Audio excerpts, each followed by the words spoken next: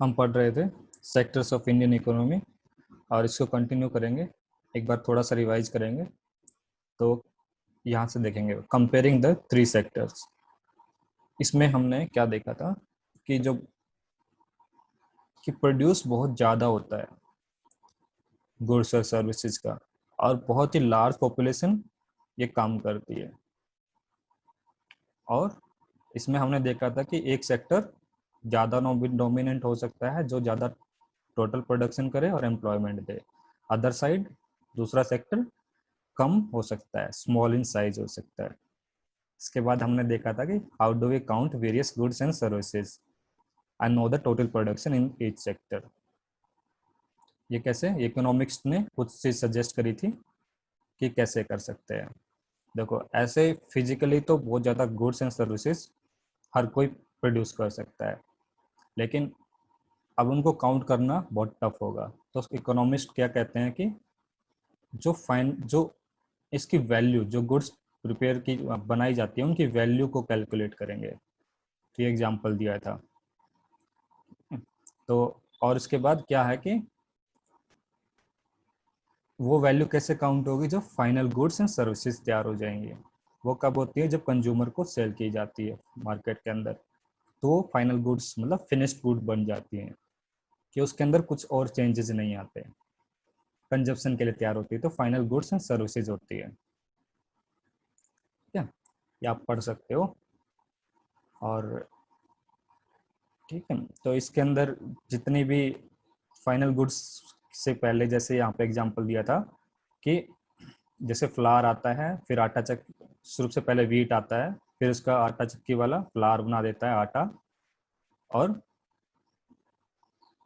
फिर वो उसका बिस्किट बना देती है कंपनी। तो इसके अंदर सबकी वैल्यू एडिशन फाइनल वैल्यू 60 रुपये हो गई थी। ठीक है, अब वो कंजम्पशन के लिए तैयार थी। और जो इंटरमीडिएट गुड्स थी वो थी बिस्किट की, वीट एंड आटा, और फाइनल गुड्स हुई बिस्किट। ये ऑलरेडी आप देख चुके हो।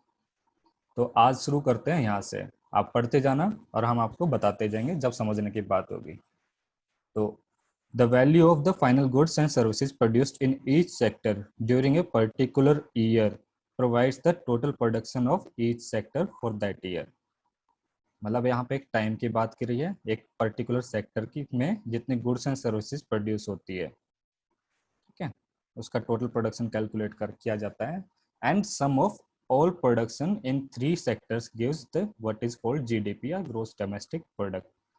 पहले ईच सेक्टर में जितनी गुड्स एंड सर्विसेज प्रोड्यूस हुई उनकी वैल्यू कैलकुलेट करी, फिर तीनों को ऐड करके जीडीपी आ गई। ठीक है, तो इससे जीडीपी एक कंट्री की तो इकोनॉमी का आइडिया बताती है कि कितना इस कंट्री का जीडीपी है।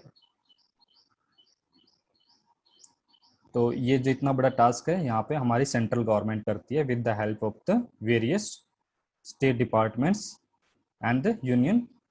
मतलब जितने भी गवर्नमेंट के डिपार्टमेंट्स है ना, चाहे वो स्टेट में या यूनियन टेरिटरीज में हो, तो सारी इंफॉर्मेशन कलेक्ट करके total volumes of the goods and services की, और तब एस्टिमेट की जाती है जीडीपी ऑफ ए कंट्री।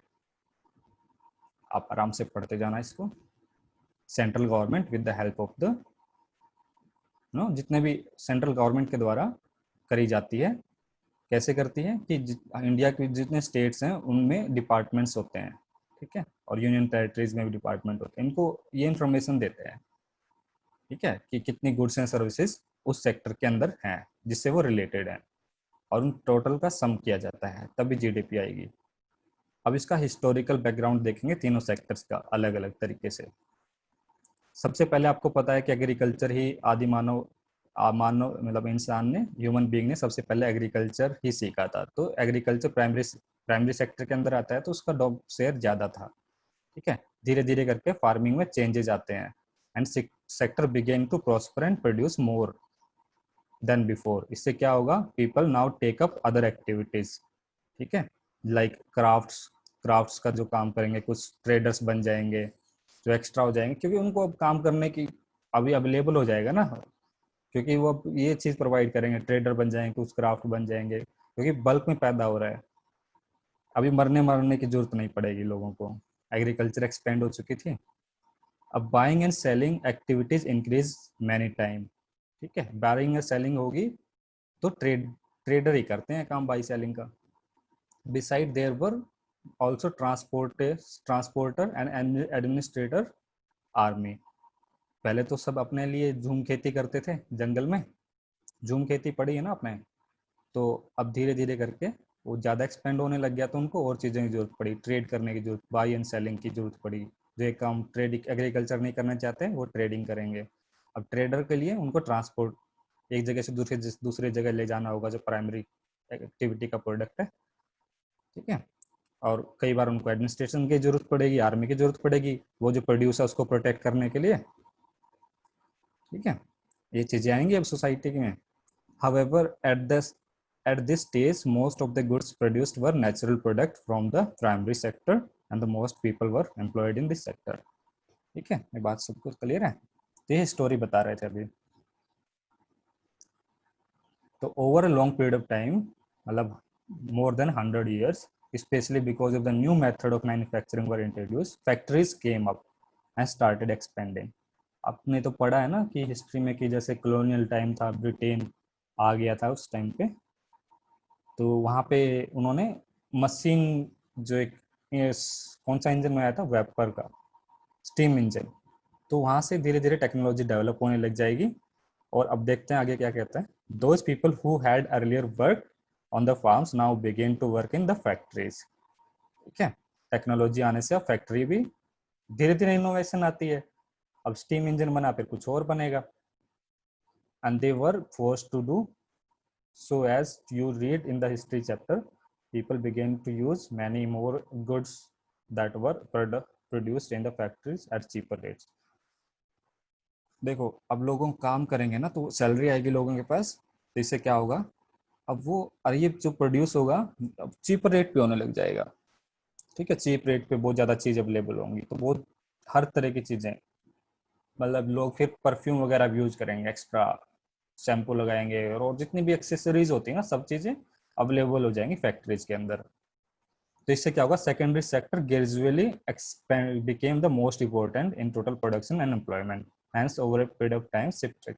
पहले तो देखो एग्रीकल्चर का इंपॉर्टेंस था, फिर फैक्ट्रीज आ गई थी, फैक्ट्री में सब कुछ बनने लग गया तो उसका इंपॉर्टेंस आ गया। अभी सेकेंडरी सेक्टर की बात चल रही है, तो अब एम्प्लॉयमेंट सेकेंडरी सेक्टर ज़्यादा देगा, ठीक है, शिफ्ट हो चुका है। The importance of the sector change. देखो अभी पहले प्राइमरी का इंपॉर्टेंस था, आदि मानव के टाइम की बात करी, उससे आगे का टाइम की, जब तक फैक्ट्री नहीं आई थी। फैक्ट्री आने के बाद सेकेंडरी सेक्टर आ गया इंपॉर्टेंस में। तो फिर कुछ टाइम के बाद ओवर द पास्ट 100 ईयर, अभी टर्सरी सेक्टर की बात आएगी, ठीक है।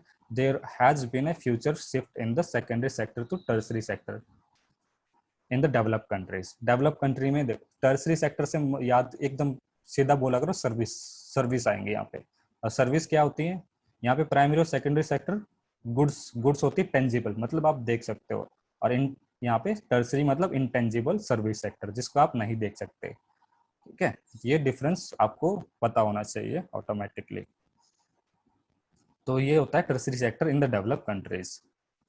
तो ये फिनोमेना जो डेवलप कंट्री में हुआ था वो हमारी कंट्री में देखने को मिलेगा। जब मैं पढ़ूँ वो चीज़ अपना अपने आप इमेजिन कर लेना ये चीज़।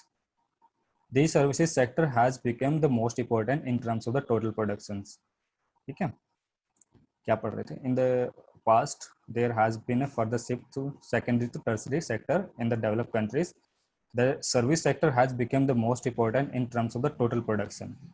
Most of the working people are also employed in the service sector. This is general pattern observed in developed countries. ये पूरे वर्ल्ड की बात करी हमने, जब हमने बताया ना कि सर्विस सेक्टर की इंपॉर्टेंस क्यों जरूरत पड़ी, क्योंकि यहाँ पे प्राइमरी सेक्टर ने बहुत प्रोड्यूस करा, एक बार सेकेंडरी ने बहुत ज़्यादा प्रोड्यूस करा, तो फिर उस प्रोड्यूस को प्रोटेक्ट करने के लिए हमने यहाँ पे देखो, जब शुरू कब हुई थी, एडमिनिस्ट्रेशन की जरूरत पड़ गई थी मैनेज करने के लिए ट्रेड वगैरह को, या फिर यहाँ पे कोई थेफ्ट वगैरह ना हो, आर्मी की जरूरत पड़ गई, ठीक है, मॉरल्स वगैरह हों, तभी ट्रेड किया जा सकता है ना। और एडमिनिस्ट्रेशन क्या, जैसे कोई ज़्यादा ले, कोई ज़्यादा, मतलब एक जगह तो 10 रुपए में किलो मिल रही है गेहूँ, कहीं पे वो 50 रुपए किलो मिल रही है, तो एडमिनिस्ट्रेशन की जरूरत पड़ेगी कि भाई हर जगह एक बीज का रेट हो, 25 रुपए में मिलनी चाहिए गेहूँ, तो एडमिनिस्ट्रेशन की जरूरत पड़ेगी। तो इसलिए ये चीज़ें सर्विस, इसलिए टर्सरी सेक्टर आएगा, जो अपनी सर्विस देगा। ट्रांसपोर्ट आएगा, सर्विस है ना, यहाँ पे थोड़ा सा बहुत कम लेवल पे ये चीजें थी, आगे जाके बहुत बड़े लेवल पे आ जाएंगे इस सर्विस सेक्टर, टर्सरी सेक्टर में। चलो आगे बढ़ते हैं। Sectors of the Indian economy, primary sector and tertiary sector in India. अब ग्राफ देखना, ये ग्राफ है 1973 टू 74, 2013 14। देखो 73 तो 74 कितना है, ज़्यादा शेयर है, ये प्राइमरी सेक्टर दिखा रहा है, प्राइमरी सेक्टर ज़्यादा शेयर है इस टाइम पे, सेकेंडरी का सबसे कम है, और टर्सरी का भी काफ़ी कम है प्राइमरी से। और 13-14 में प्राइमरी का कम है तीनों से, सबसे ज़्यादा है टर्सरी सेक्टर का शेयर। देखो ये 5 लाख कितना है, 6 लाख है ना, 60 लाख के करीब है, 60 लाख से कम है ना। और कैलकुलेट कर लेना आप, ये तीनों ग्राफ्स देख लेना बुक के अंदर। अभी यहाँ से शुरू करते हैं। Rising importance of the tertiary sector in production, ये क्वेश्चन बन सकता है। तो over the 40 years between 1970 to 74, 2013-14, while production of in all three sectors has increased, it has increased most in the tertiary sector. As a result, it has in 2013-14 the जैसे civilisation आगे बढ़ता है तो services की value, services ज़्यादा हो जाती हैं, ठीक है, तो ये टर्सरी सेक्टर में आती हैं। तो the tertiary sector has emerge as the largest producing sector in India, replacing the primary sector. हमने यहाँ पे देखा था प्राइमरी सेक्टर का सबसे ज़्यादा एम्प्लॉयमेंट और प्रोडक्शन था तो कम ही, लेकिन था ज़्यादा। लेकिन अब ये देखो ये रिप्लेसमेंट किस यहाँ पे ज़्यादा आ गया, अब ये ज़्यादा हो गया टर्सरी, ठीक है, सेकेंडरी बीच में ही है, सबसे कम हो गया प्राइमरी। तो अब ये क्वेश्चन बन सकता है, why is the tertiary sector becoming so important in India, and there is could be several reason. देखो फर्स्ट रीजन क्या बता रहा है, in any country several services such as hospital, जैसे कंट्री बना ना, तो हम ये चीज़ जो हॉस्पिटल हो गया, एजुकेशनल इंस्टीट्यूट हो गया, पोस्ट टेलीग्राफ सर्विसेज, ये मतलब बेसिक मानते हैं हम इन चीज़ों को, ये लिखा है यहाँ पे बेसिक सर्विस है मानते। अगर ये नहीं है ना किसी कंट्री में, यार हॉस्पिटल ही नहीं है, पोस्ट ऑफिस भी नहीं है उस कंट्री, पुलिस स्टेशन ही नहीं है, तो क्या कंट्री है यार, है ना। तो जैसी अपनी भाषा में कहो आप, खाक कंट्री, या वो जैसे बोलो वैसा ही कंट्री होगा। Village administration office, municipal corporation, ये डिफेंस नहीं होगा तो पाकिस्तान फटाक से आ जाएगा अंदर। बैंक सर्विस, तो ये बेसिक सर्विसेज है, इसलिए इसका इंपॉर्टेंस बड़ा है, ठीक है। सेकंड क्या चीज है कि जो टर्सरी सेक्टर इंपॉर्टेंट हो गया है कि development of the agriculture and industry leads to development of service. देखो अगर एग्रीकल्चर और primary secondary sector factory industry ज़्यादा प्रोड्यूस करेंगी तो उनको ट्रेड करने की जरूरत पड़ेगी, ट्रेड करेंगे ना, घर पे रख के क्या करेंगे एग्रीकल्चर वाले या फैक्ट्री वाले, बेचेंगे, तो उसके लिए सर्विस की जरूरत होगी, ट्रांसपोर्टेशन की।